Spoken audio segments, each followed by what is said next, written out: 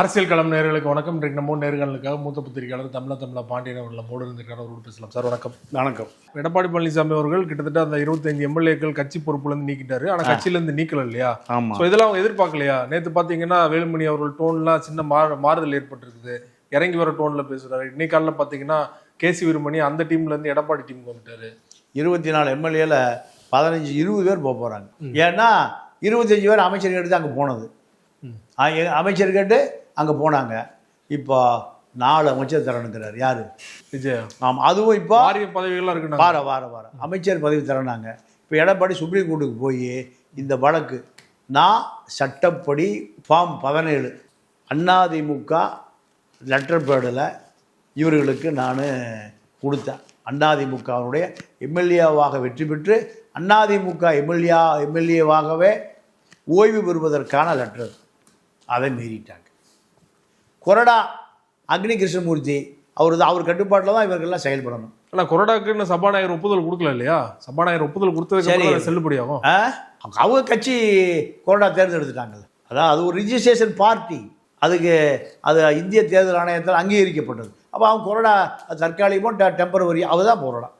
அப்போ அந்த கொறடாவுடைய உத்தரவை மீறிய நபர்கள் தகுதி இழப்புக்கு உள்ளாவார்கள். சட்டப்படி 2 வகையான இந்திய அரசியல் சட்டத்தை மீறியிருக்காங்க.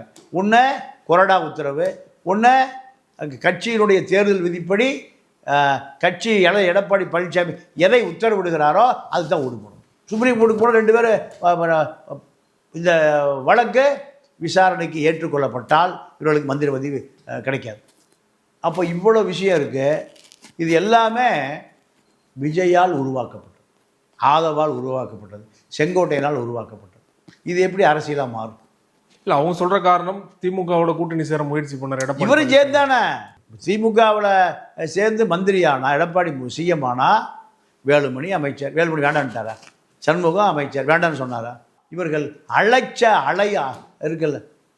இவங்க எம்எல்ஏ ஆன உடனேயும் திமுக அதிமுக மந்திரி சபை வந்துடுவான்னு ஓடி போய் எம்பி பதவி ரிசைன் பண்ணிட்டு நேராக பாண்டிச்சேரி போகிறார். யார்? சிவி சண்முகம். எதுக்கு? மந்திரி மந்திரி மந்திரி. இதை தாண்டி இவர்களுக்கு எந்த கொள்கையும் இல்லை. அப்போ இதெல்லாம் விஜய் பொறுத்த வரைக்கும் விஜய் கட்சியில் புதுக்கோட்டையில் இருக்கிற பழைய மாவட்ட செயலில் கட்சி விட்டே போயிட்டான். யார் கட்சி?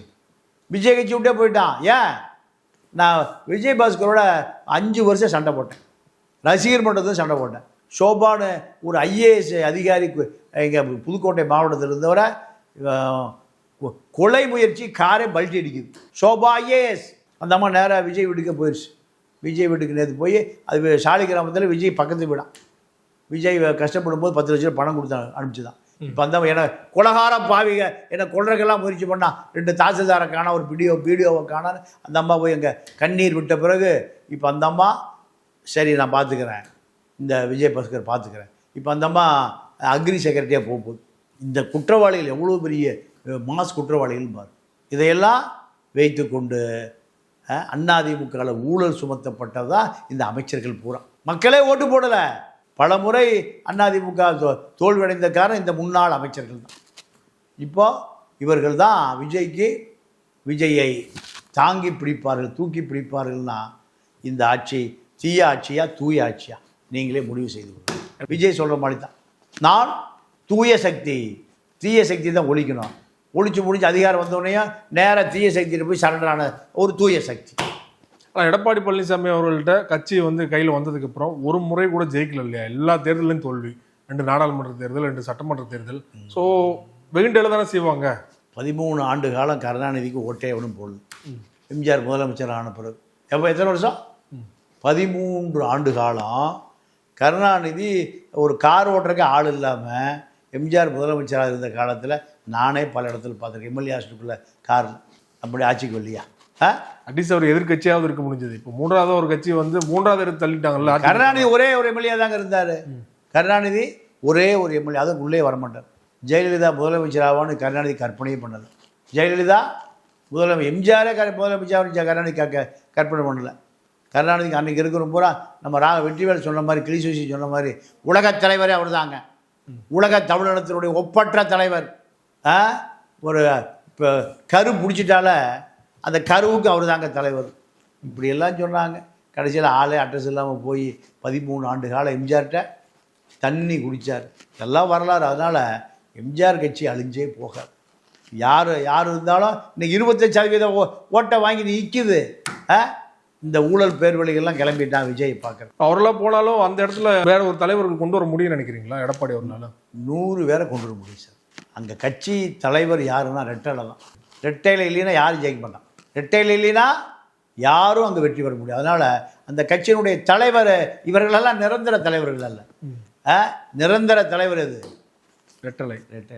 விஜய் அவர்களுடைய ஆஸ்தான ஜோதிடரும் தாவேகாவில் செய்தி தொடர்பாளராக இருந்த ராதன் பண்டிட் அவர்களுக்கு அரசு பதவி எப்படி வழங்கலாம் அப்படின்னு கடுமையான ஒரு விமர்சனம் இருந்தது எதிர்க்கட்சி தரப்புல இருந்து. பிரேமலதா அவர்கள் விஜய் அவர்கள் முன்னாடியே விமர்சனம் வச்சாரு. விஜய் அவர்களும் அதை வாபஸ் வாங்கிட்டார் இல்லையா? இந்த சூழலில் நேற்று அவர் தொடர்ச்சியாக 2-3 சேனலுக்கு பேட்டி கொடுக்கறத பார்க்க முடிஞ்சது. ஜோசியர் அவர் விஜய் அவர்கள் தமிழ்நாட்டுக்கான தலைவர் மட்டும் இல்லை, இந்தியாவோட பிரதமராக மாற போறாரு, அடுத்து உலக தலைவராக மாற போறாரு, உலக நாடுகளுக்கு இடையே நடைபெற போற கூட அவரால் நிப்பாட்டு முடிவு பேசியிருக்காரு இல்லையா? எப்படி பார்க்குறீங்க இதை? இந்த ஆட்சியினுடைய அலங்கோலங்கள் இது போன்ற ஊத்துக்குழி புளிய மரத்து கிளி ஜோசியர் தான் வெற்றிவேல். கிளி ஜோசியரா? ஆமாம். இதில் 3 மாதத்துக்கு முந்தைய பேசியிருக்கேன். இந்த கிளி ஜோசியர் அதிமுக ஈரோடு மாவட்ட செயலாளராக இருந்த ஒருவர். அவர் தான் சசிகலாவுக்கு அறிமுகப்படுத்திய பிறகு சசிகலாவினுடைய ரியல் எஸ்டேட் வியாபாரங்களை கவனித்து கொள்ளும் பொறுப்பு கோவை பகுதிக்கு வழங்கப்பட்டது இந்த கிளி ஜோசியர் வெற்றிவேலுக்கு. இதில் கோவை, பெரியார், நீலகிரி இங்கே இருக்கக்கூடிய இடங்கள், ரியல் எஸ்டேட் இடங்கள், எஸ்டேட்டுகள் சசிகலாவுக்கு வாங்கி கொடுக்கக்கூடிய ஒரு பெரிய தரகராக மாறிட்டார். இந்த தரகர் அதன் பிறகு ஜெயலலிதாவுக்கு அறிமுகம். இப்படி பல கோடி ரூபாய் ஜெயலலிதா சசிகலாவால் மக்கள் சொத்தை கொள்ளையடிக்கப்பட்டு திருடப்பட்டு அந்த பணமெல்லாம் அப்படியே முதலீடாக்கப்பட்டதில் பாதுகாவலர் இந்த கிளி ஜோசிய வெற்றிவேல். இந்த கிளி ஜோசிய கணக்கு வழக்கு சரியாக கொடுக்காததனுடைய விளைவு இவர் விரட்டப்பட்டார். போயஸ் கார்டனில் அடைக்கப்பட்டார். அங்கிருந்து தப்பி ஓடி டெல்லியில் ஒளிந்து கொண்டார். டெல்லியில் ஒளிந்து கொண்டு இவர் அந்த ஆட்சியில் கொள்ளையடிக்கப்பட்டு சொத்துக்களாக்கப்பட்ட இடங்கள் பூரா இவருடைய பினாமி நபர்களுக்கு பாதுகாப்பாக வைக்கப்பட்டது. இந்த சொத்துக்களுக்கு சசிகலாவும் ஜெயலலிதாவும் உரிமை கோர முடியாதபடி இவர் உரிமை கூறுகிற அந்த வட்டத்துக்குள்ள அந்த சொத்துக்களை கொண்டு வந்த பிறகுதான் சார் அவ்வளோ பெரிய ஆளுமையாக 2 பேர் இருக்காங்க, அவங்களுக்கே ஏமாத்தினார் அப்படின்னு சொல்றது முடியுது. சவுக்கு சங்கரை ஏமாத்திருக்கான் எடப்பாடியை. கொடநாடு கொலை வழக்கில் 8-10 கோடி கேட்டு 8 கோடி யார் வாங்கினா? சவுக்கே வாங்கியிருக்கார். யாருக்கிட்ட? எடப்பாடிக்கிட்ட. நீங்கள் பணம் பல ஆயிரம் கோடி வந்த பிறகு பார்த்தாலெல்லாம் நம்பிக்கைக்குரிய ஆள் தான். உதாரணத்திற்கு ஜெயா டிவியில் ரஜினின்னு ஒரு நிர்வாகி இருந்தார். அந்த அம்மா பேர் ரஜினி. அந்த அம்மா ஹவுஸ் கீப்பிங் வேலைக்காக போனது. எங்கே? பாய்ஸ்காரன். அவருடைய கணவர் ஜெயா டிவி நிர்வாகம் அவருக்கு ஒப்படைக்கப்பட்டது. ஜெயா டிவி நிர்வாகம் ஒப்படைக்கப்பட்டது. அதே போல் 91-96 ஆண்டனா மாட்டுவதற்காக ஒரு ஆண்டனா கடைக்காரர் அங்கே போகிறார். ஒரு முகமதியர் அங்கே போன பிறகு அவரிடம் பல ஆயிரம் கோடி ரூபாய் அவரிடம் கொடுத்து வைக்கப்பட்டது தொழில் விரிவுபடுத்துவதற்காக. தினகரன் நீங்கள் எப்படி நம்புறதுன்னு கேட்டிங்கல்ல, அதுக்கு சொல்கிறேன். அப்போது அந்த நபர் பல கோடியோடு தலைமறை ஆன பிறகு 2001 ஆட்சிக்கு வந்த பிறகு நடராஜன் IAS இவர் தான் அந்த பணத்தை வசூல் பண்ணுற பொருள். அப்போது வசூல் பண்ணுவதற்கு தொலைபேசியில் தொடர்பு கொள்கிறார், நேரில் தொடர்பு கொள்கிறத அப்படியே ரெக்கார்டு பண்ணி சுப்ரீம் கோர்ட்டில் அவர் வழக்கு போடுறார். நீங்கள் பழைய பேப்பர் எடுத்து பார்த்தீங்கன்னா தெரியும். வழக்கு போட்ட பிறகு முதலமைச்சருடைய செயலாளர் நடராஜன் எப்படி பல கோடி வந்தது, இவர் இருக்கிற பல கோடி ரூபாய் பணத்தை இவர் எப்படி கேட்குறாரு, இவர் கொடுத்தாரா? ஒரு IAS அதிகாரி ஏது பல கோடி நுழையும்? அந்த வழக்கு வாபஸ் பெறப்பட்டு அதோ கதியில் போச்சு. அடுத்து யார்கிட்ட போக அந்த வழக்கு? இதெல்லாம் உலகம் பூரா தெரிஞ்ச விஷயம். 2001 பேப்பர் எடுத்துப்பார். அதன் பிறகு அவர்கிட்ட கேட்கறதையும் விட்டுட்டாங்க. இப்படி பல பல முரண்பாடுகள் நடந்தது அதிமுக ஆட்சியில். இதே முரண்பாடுகளோடு மொத்த உருவம் இந்த ராகன் வெற்றிவேல் ஒரு பேர். இவர் ஏன் இவருடைய உண்மையான பேர் என்ன சொல்லுங்க? வெற்றிவேல் தான். ராகன் பண்டிட் ஏன் மாத்துறாரு? ஏன் டெல்லிக்கு ஓடி ஒளிகிறார்? டெல்லியிலேருந்து ஏன் சிங்கப்பூர் ஓடி ஒளிகிறார்? இதெல்லாம் யாரும் கேட்க மாட்டான். இதெல்லாம் புலனாய்வாளர்கள் செய்யவே முடியாது. ஏன்னா பத்திரிக்கை முதலாளியே கரப்ஷனாக இருக்கான். அப்புறம் எப்படி ரிப்போர்ட்டர் இந்த ஊழல்லாம் கொண்டு வருவான்? இதுதான் அந்த ராகன் பண்டிட்டுடைய கதை. அப்போது சிங்கப்பூர் போயிடுறாரு. இந்த அதிமுகவுடைய ஆட்டம் முடிந்த பிறகு, அதிமுக ஆட்டம் முடிந்த பிறகு அப்புறம்தான் தமிழ்நாட்டு பக்கம் தன்னுடைய பார்வையை திருப்புறாரு. திருப்பியதில் கிடைத்த நபர் தான் இந்த முதலமைச்சர் விஜய். முதலமைச்சர் விஜய்க்கு முதல் ஆலோசகர் கடலூர் சந்திரசேகர். இவர் தான் இவருக்கு ஆலோசகர். அப்போது தரம் உயர்கிற பொழுது பண்டிட்கள் தேவைப்படுகிறார்கள், சர்மாக்கள் சாஸ்திரிகள் தேவைப்படுகிறார்கள். சர்மா சாஸ்திரி யார் இருக்கா? நம்ம பையன் தான் இருக்கான். கிளிசோசி வெற்றிவேல் தான். இங்கிருந்து பேரை வச்சிருந்தா விஜய் கூப்பிட்டே இருக்க மாட்டார். வெற்றிவேலு, ராமசாமி, கந்தசாமி, முனிசாமி, சுப்பன், கருப்பன் அதை கூப்பிட்டே இருக்க மாட்டார். ராகன் பண்டிட் ஏதோ காஷ்மீர்லேருந்து நேராக மலையிலேருந்து இறங்கியதை போல். அப்போது இவர் விஜய் ஜோசி, ஜெயலலிதா ஜோசியத்தை நம்பும், ஸ்டாலின் ஜோசியத்தை நம்புவார், துர்கா ஜோசியத்தை நம்பும். இவர்களாம் ஒரு அதிகார மையம். இந்த திராவிட இயக்கம் என்பது பெரியார் எப்படி ஒழிச்சானுன்னு இப்போ தெரியுதா? பெரியாரை ஒழித்து விட்டு இவர்கள் திராவிட இயக்கம் பெயரை சொல்வார்கள், மக்களை ஏமாற்றுவதற்கு. அதே போல் தான் அந்த கிளிஜோசியர் வெற்றிவேல் திடீர்னு பார்த்தா முதலமைச்சருடைய அதிகாரபூர்வமான அஸ்ட்ராலஜி ஆலோசகர்னு வருது. இவர் மட்டும் 2 நாள் விட்டுருந்தா எத்தனை இவர் மேலே இந்த சைதாப்பேட்டை கோர்ட்டில் ஒரு காசோலையை திருடி 2 கோடி ரூபாய் ஏமாற்றியதாக ஒரு வழக்கு ஜட்ஜ்மெண்ட் ஆகி ஒரு போன வாரம் தான் வந்திருக்கு. இல்லை, அவர் கொடுத்த பேட்டியில் என் மேலே வந்து ஒரு ஐடி ரேட் நடந்தது, அது தவிர வேற எந்த என்ற குற்றச்சாட்டு இருக்குது, இருந்தால் நிரூபிங்கன்னு சொல்கிறாரு பேட்டிலேயே. நான் வேணால் டாக்குமெண்ட் தர்றேன், என் மேலே வழக்கு போட சொல்லுங்கள். மோசடி பேர் வழி, ஊழல் பேர் வழி பல இடங்கள் நான் சொல்லியிருக்கேன். வழக்கை போடுயா என் மேலே. நான் சைதாப்பேட்டை கோர்ட் ஜட்ஜ்மெண்ட் வாங்கி தர்றேன். அவர் தம்பி காசோட திருடி 2 கோடி ரூபாய்க்கு வழக்கு போட்டு அந்த வழக்கு இப்போ தான் ரிலீஸ் ஆகிருக்கு சைதாப்பேட்டை கோர்ட்டில். நீ உண்மையாகவே உன்னுடைய பேர் என்ன, அதை சொல்லு. உன்னுடைய பேர் என்னையா? சொந்த ஊர் அது. அவரை ஒத்துக்கிறாரு, ஊத்துக்குள்ளே தான் சொந்த ஊரே, என்னோட பேர் வெற்றிவேல் அப்படின்னு சொல்லிட்டு. அப்புறம் எதுக்கு காரணம் சொல்றாரு? இந்த மாதிரி வந்து ஜாதி மத அடையாளங்களை துறந்தவர் அப்படிங்கிறது தான் இந்த ராதான் அப்படிங்கிற ஒரு பேரோட அடையாளம்ன்றாரு. பண்டிட்னா பல வித்தைகளை கற்றவர். ஆமா, பல வித்தைகளை கற்று. நீங்கள் பண்டிதர் நேருங்குவாங்க யாரை? இப்போ நம்ம இந்திரா காந்தி அப்பாவை, ராகுல் காந்தி தாத்தாவை. அப்போ இந்த பண்டிட் என்பது ஒரு அடையாளமான பேர். இதை பயன்படுத்தி மோசடி செய்கிற, சரியா? உன்னையா உடனே தூக்குறாரு விஜய். நீ வந்து உண்மையான ஆழ்ந்த பண்டிதராக இருந்தால், ஏங்க அவர் எவ்வளோ பெரிய பண்டிதர், எவ்வளோ பெரிய அறிஞர். அவரை நீங்கள் சொல்கிறதெல்லாம் ஏது விஜய் அங்கேயே பிரேமலாதாக்கு பதில் சொல்லியிருப்பார். சொன்னவொடனே யாவும் அதனால் தூக்கி கடாசி வெளியே போடுங்கய்யா. இப்போ வெளியில் நின்று ட்ரம்ப்புக்கும் புட்டினுக்கு சண்டை வந்தால் விஜய் தான் போய் பஞ்சாயத்து பண்ணுவார். இப்படியெல்லாம் சொன்னால் எப்படியாவது பனையூர் பக்கம் விடுவாங்க என்பதை தவிர அவர்களுக்கு எந்த கொள்கையும் இல்லை. அது கூட பரவாயில்ல, 2029 பிரதமராக வாய்ப்பு இருக்குன்றாரு. ஆமாம், பாஜக கிட்ட கோர்த்து விடுறாரு. இப்போ விஜய் ஆட்சியை பொறுத்த வரைக்கும் அவர் ஒரு சினிமா நடிகர், அரசியல்வாதியாக அவர் உருமாறியது 2 வருஷத்துக்கு முன்பு. அதுவும் ஆதவர்ஜனாவும் அந்த வாய்ஸ் ஆஃப் காமனும் இல்லைன்னா இவர் கண்டிப்பாக இன்னும் 25 சீட்டு குறைஞ்சி தான் வந்திருப்பார். ஆதவர்ஜனா ஒரு முக்கியமான காரணம்.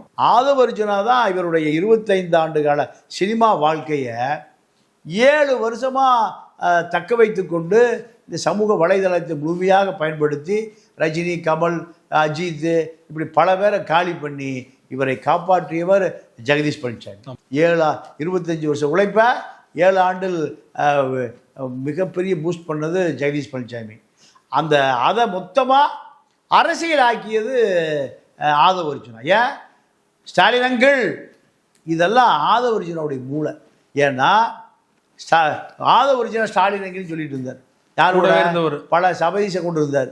சபரீஷன் இவருடைய வெள்ளை 500 கோடி, கருப்பு 5000 கோடி, 5 வருட உழைப்பு அத்தனையும் திருடி கொண்டு சபரீஷன் தூக்கி வெளியே போட்டார். வெளியே போட்டவர் சரியா தப்பிச்சு போடுச்சு எப்படியே எம்பி ஆகிக்கிறேன்னு சிறுத்தைக்கு போனார். சிறுத்தைக்கு போனாலும் ஆகாமல் பார்த்து கொண்டார். 3 சீட்டு, 3 சீட்டில் திருமாவுக்கு ஒன்று, ரவிக்குமாருக்கு ஒன்று, இவருக்கு ஒன்று தான் முடிவு பண்ணி தான் கேட்டார். அதை சபரீஷன் 2 தான் கொடுக்க முடியும். 2ம் நீங்கள் ரிசர்வ் தொகுதி தான், புது தொகுதி கூட கிடையாது. இதுதான் நீங்கள் ஆதவை துரத்தி வேட்டையாடினார் இந்த சபரீஷன். இப்போ எம்பியா இருந்தாருன்னா விஜய் பக்கம் சேர்ந்துருக்க மாட்டார். குறைந்தபட்ச ஆசை அதுதான். காந்திய வெள்ளைக்காரன் சவுத் ஆப்பிரிக்காவில் நைட்டு 12 மணிக்கு பொட்டி படிக்க அந்த தெருவில் போட்டு போயிட்டான்.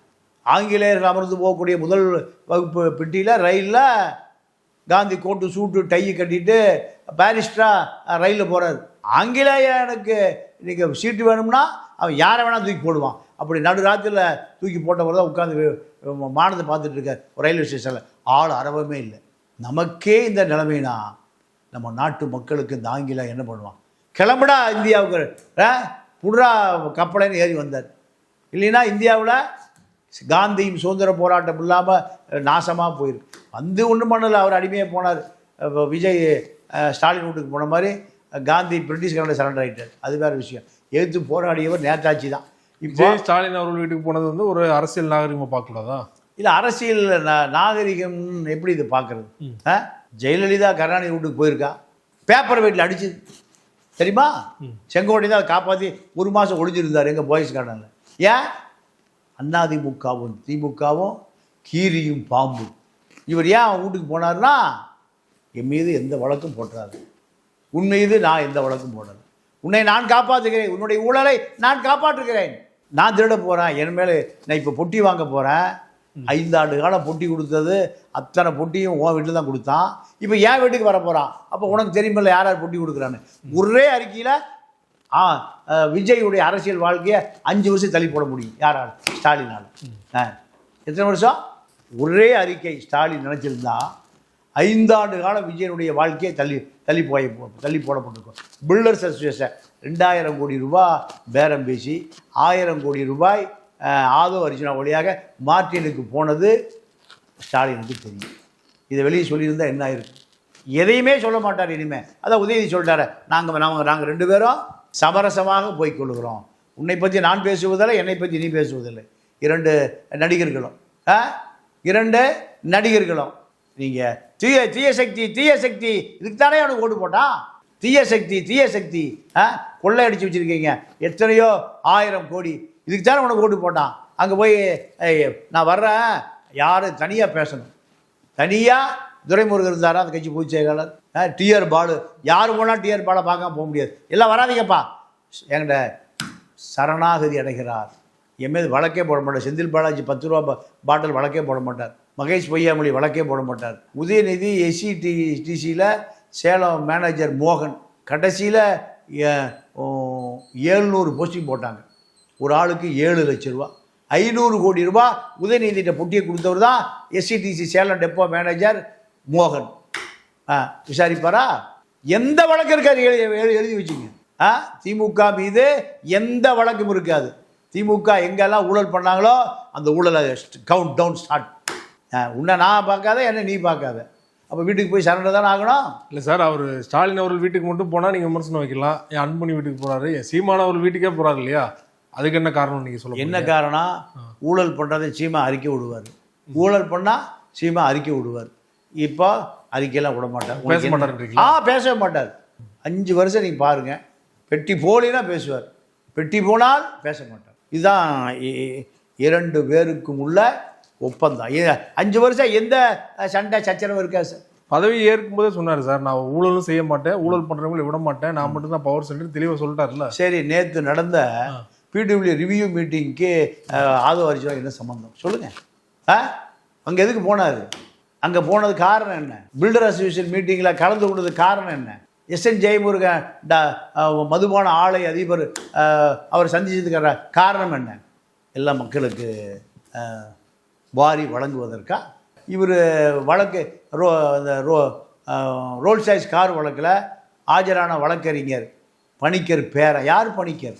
தமிழ்நாட்டுடைய பல ஆயிரம் சதுர கிலோமீட்டர் இடம் கேரளாவுக்கு போனதுக்கு காரணமே பணிக்கர் தான். அந்த பணிக்கர் தான் தமிழ்நாட்டு அட்வொகேட் ஜெனரல், முன்னாள் அதிமுகவினுடைய அட்வொகேட் ஜெனரல். வேறு தமிழ்நாட்டில் ஆளே இல்லையா? தமிழர்களே இல்லையா?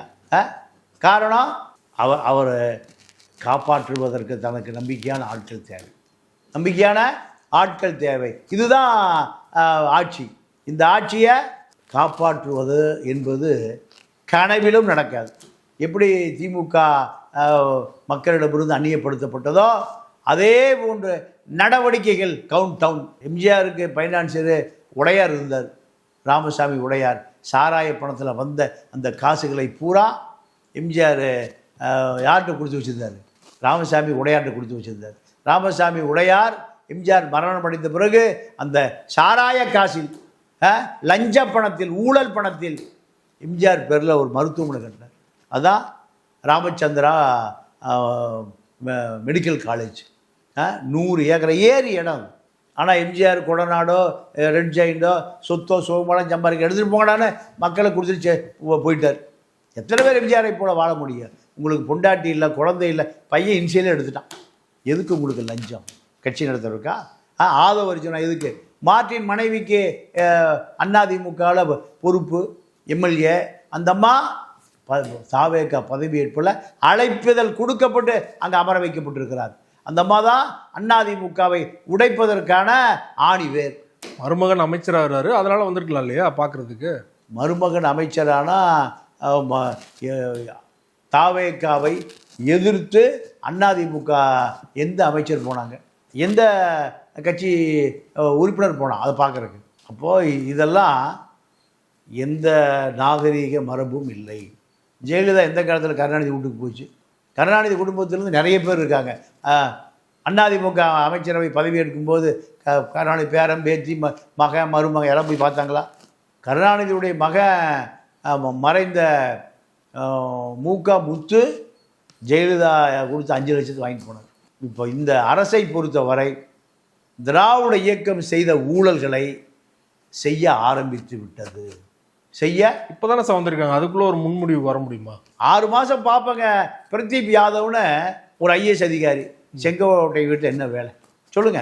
இப்போதாங்க வந்தாங்க. அமைச்சராக போறாரு. என்ன துறைன்னு ஒதுக்கல. ஆனால் பிரதீப் யாதவ் சண்முகவேல்னு ஒரு மிகப்பெரிய ஒரு கான்ட்ராக்டர் செங்கோட்டையினுடன் தப்பி ஓடி திமுக அன்பில் மகேஷ் பொய்யாமொழிகிட்ட கான்ட்ராக்ட் எடுத்து பல கோடி ஊழல் செய்த நபர் இப்போ செங்கோட்டை வீட்டில் இருக்கார். அவர் கூட யார் இருக்கா? திமுகவில் துணை முதலமைச்சருடைய செயலாளராக இருந்த பிரதீப் யாதவ் ஐஏஎஸ் இப்போ செங்கோட்டை வீட்டில் இருக்கார். அப்போ இதெல்லாம் எதிர்க்கு மிகப்பெரிய ஊழல் பண்ண அந்த பிரதீப் யாதவ் அதிமுக ஆட்சி காலத்தில் இப்போ ஊழல், திமுக ஆட்சி காலத்தில் ஊழல் செய்வதில் கைதேர்ந்த நபர். உடனே வா எனக்கு உடனே திருடி கொடுக்கணும், வா ஒரு கோடி வேணும் எனக்கு. இப்போ தானே வந்தாங்க. வந்த பிறகு எதுக்கு பிரதீப் யாதவ் சண்முகவேல் போன வாரம் வரைக்கும் யார் வீட்டில் இருந்தார்? அன்பில் மகேஷ் பொய்யாமொழி வீட்டில் சுற்றிட்டு இருந்த ஒரு தாராகார், ஒரு புரோக்கர், கான்ட்ராக்ட் வாங்கி கொடுக்குற கமிஷன் புரோக்கர். இப்போ அத்தனை பேரும் எங்கே சுற்றிட்டு இருக்கான்? பனையூர் பக்கம் சுற்றிட்டு இருக்கான். எதுக்கு சுற்றுறான்? புரோக்கரில் எதுக்கு சுற்றுவான்? ஆக மொத்தம் எந்த செய்தியும் வெளியே வராது. சமூக ஊடகங்கள் தான் எதிர்கட்சியாக பணியாற்ற வேண்டியிருக்கு. இவர்களும் திருடர்கள், அவர்கள் முன்னாள் திருடர்கள், இவர்களும் ஊழல்வாதிகள், மக்கள் காசை திருடியவர்கள். பல வழக்கு இருக்கா இல்லையா? செங்கோட்டை மீது வழக்கு இருந்ததா இல்லையா? ஜெயிலில் இருந்தாரா இல்லையா? மக்கள் காசை திருடி அவர் தான் இப்போ அதிமுகலேருந்து யார் வந்தாலும் சரி இவரை பார்த்துட்டு தான் உள்ளே வரணும். இப்போ மார்க்சிஸ்ட் தலைவராக இருக்கிற சண்முகம் சமீபத்தில் தான் வாட்ஸ்அப் ஒரு டாக்குமெண்ட்ரி வெளியாச்சு.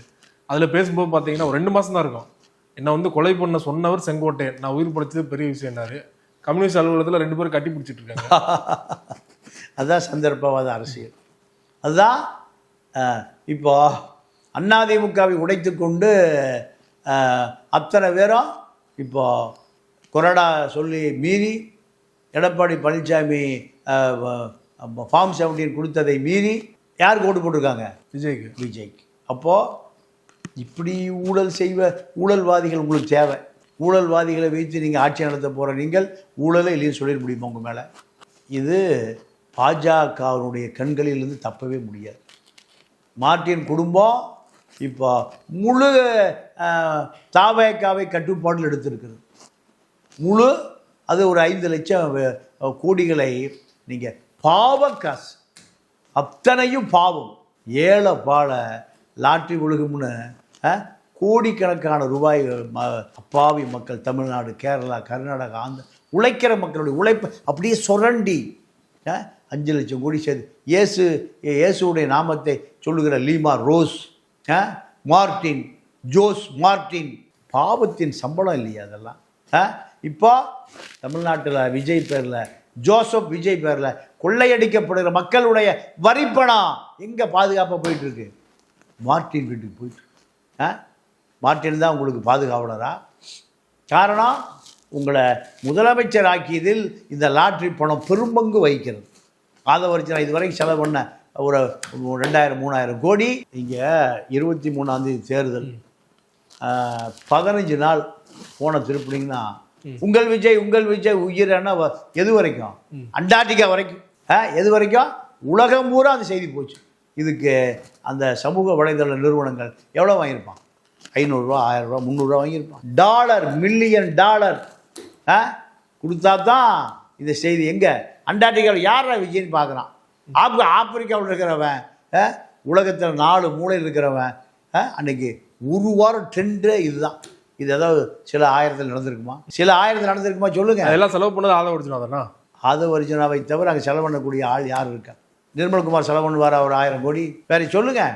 இல்லை நம்ம துறைமுகத்தில் ஜெயிச்சார் எம்எல்ஏ, அவர் செலவு பண்ணியிருப்பாரா? 2 ஆட்டோ வச்சுருக்காரு, அவர் செலவு பண்ணியிருப்பாரா? இல்லை விஎஸ் பாபு செலவு பண்ணியிருப்பாரா? அங்கே எல்லாமே யார்? ஆதவர்ஜனா தான். அதுக்கு தான் அமைச்சரவை அமைஞ்சிருக்கு. நீங்கள் போய் ஸ்டாலின் சரி பண்ணிட்டு வந்துருக்கேன். பாட்டிலுக்கு 10 ரூபான்னு விஜய் அவர்கள் பாட்டு பாடினார் கரூரில் வச்சு. வந்துட்டு தானே இருக்கு, இன்னைக்கு வரை வசூலாகிட்டு தானே இருக்கு. செந்தில் பாலாஜி சொல்கிறாரு, நீங்கள் விஜய்கிட்ட போனீங்கன்னா இந்த அரசியல் தொடர்ச்சியாக நீளும். நீங்கள் திமுக வந்துட்டீங்கன்னா திமுக கோயம்புத்தூர் நான் வெளியேறிடுறேன். யார் சொல்கிறா? செந்தில் பாலாஜி. யார்கிட்ட? வேலுமணிட்டு. தயவுசெய்து நீங்கள் அத்தனை பேர் எங்கே கிளம்பி வாங்க, திமுகட்ட வாங்க. செந்தில் பாலாஜி 10 ரூபா பாலாஜி வேலுமணிட்டு பேரம் பேசுகிறது. இவர்களுக்கு கொள்கையோ கோட்பாடோ சூரியனோ ரெட்டை இலையோ எதுவுமே கிடையாது. இப்போது விஜயபாஸ்கர், சண்முகம், வேலுமணி 3 பேருக்கும் குவாரியில் 900 கோடி ரூபாய் அரசே ஃபைன் போட்டு ஹைகோர்ட் இருக்குது கேஸ். இதுக்கு எடப்பாடி தூக்கி வீசிட்டு ரெட்டை இலையை கொளுத்தி விட்டுட்டு எங்கே போய் சரண்டர் ஆனாங்க? விஜய்கிட்ட. இதுதான் அரசியல், வேறு ஒன்றுமே இல்லை. குவாரி 100 குவாரி இருக்குங்க அவங்ககிட்ட. திருவண்ணாமலை, திண்டிவனம், விழுப்புரம். மைன்ஸ் மினிஸ்டராக இருந்தார்ல பொன்முடி, மைன்ஸ் மினிஸ்டராக இருந்து அவர் ஏறக்குறைய ஒரு 40,000 கோடிக்கு மேலே அவர் மீது ஊழல் வழக்கு. அதே கதை தான். அது சவுடுமண், இது குவாரி. இதை காப்பாற்றிக் கொள்வதற்காக விஜயிடம் சரணடைவதை தவிர வேறு வழியில். இவர்கள்லாம் அரசியல்வாதிகள் அல்ல. ரொம்ப நன்றி சார், உங்கள் நேரத்தை ஒதுக்கி அரசியல் சார்ந்த பல்வேறு விஷயங்கள் பார்த்துருக்கீங்க. நன்றி, வணக்கம்.